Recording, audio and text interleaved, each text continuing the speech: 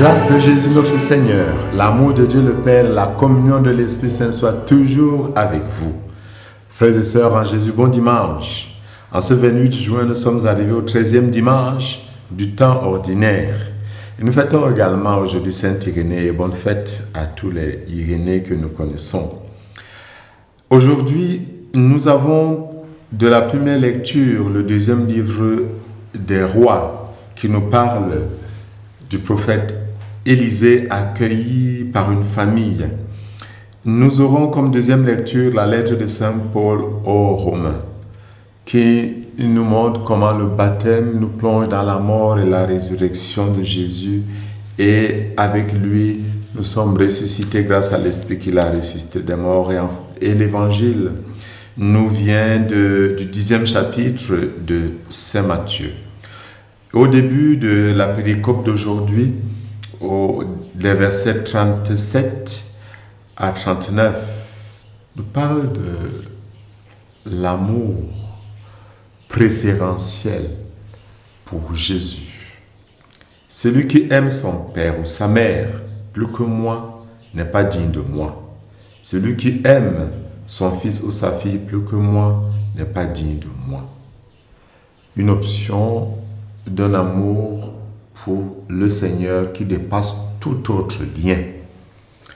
Et Jésus continue, celui qui ne prend pas sa croix et qui ne me suit pas n'est pas digne de moi.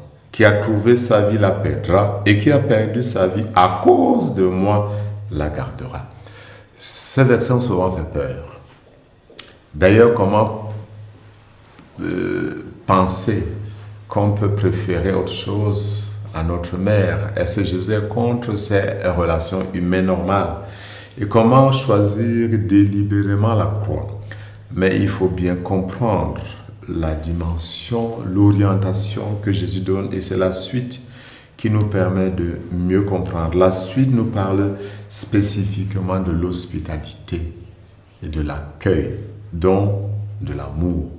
En fait, l'amour dont Jésus parle, la croix dont Jésus parle, autant pour moi, ne peut être autre chose que le fruit, que la conséquence, que ce qui surgit d'un cœur qui aime d'abord Dieu comme d'un amour absolu. La relation verticale doit toujours être absolue, mais qui aime aussi ses frères et sœurs comme Jésus nous a aimés, c'est-à-dire étant prêt à donner notre vie pour ceux qu'on aime. Et c'est de cette relation, d'une donation totale, que surgit tout ce que nous pouvons vivre comme souffrance, comme amour, comme difficulté, comme croix. Revenons à l'accueil que Jésus choisit comme signe d'un amour spécifique. Il dit « Qui vous accueille m'accueille ». Et il nous propose 3 types de personnes qui représentent pour lui le type du disciple qu'il veut que nous soyons et qui doit être accueilli. Il parle du prophète comme premier type, ensuite du juste et des petits. Qui accueille un prophète en sa qualité de prophète recevra une récompense de prophète. Qui accueille un homme juste en sa qualité de juste recevra une récompense du juste. Et celui qui donnera à boire même un simple verre d'eau fraîche à l'un de ses petits en sa qualité de disciple, amen, je vous le dis, non, il ne perdra pas sa récompense. L'accueil dans la Bible fait partie de ces catégories qui caractérisaient le juif pieux. Nous connaissons l'histoire d'Abraham qui avait accueilli les 3 visiteurs et finalement c'était plutôt le Seigneur. Mais la première lecture nous donne un cas spécifique d'une famille qui accueille avec beaucoup de délicatesse. Et c'est ça qu'il faut noter. Cette femme dit à son mari, « Écoute, je sais que celui qui s'arrête toujours chez nous est un saint homme de Dieu. Faisons-lui une petite chambre sur la terrasse. Nous y mettons un lit, une table, un siège et une lampe.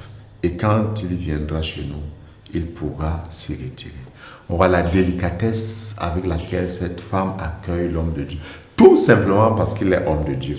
Et Jésus parle en faisant allusion à l'accueil des petits, de leur donner ne fût-ce qu'un simple verre d'eau fraîche. Pas l'eau simple, l'eau fraîche. La délicatesse est d'une importance capitale dans les gestes d'amour que nous posons, et ces gestes ont une portée d'éternité. Effectivement, au jugement dernier, Jésus nous montre que ce qui constituera l'un des critères fondamentaux du jugement dernier, ce sera la délicatesse de l'amour que nous aurons montré à ceux qui ont eu faim, à ceux qui ont eu soif, à ceux qui sont malades, à ceux qui sont prisonniers, à ceux qui ont besoin de nous. Notre monde nous demande comment beaucoup crient matin, midi, soir du besoin d'être porté, d'être encadré, d'être accompagné. Mais il ne s'agit pas seulement d'une simple philanthropie ou bien d'un sentiment humain normal. Non, au-delà de ça, il s'agit foncièrement de l'accueil du Seigneur. Voilà pourquoi il est important de se référer à ce que Saint Paul dit.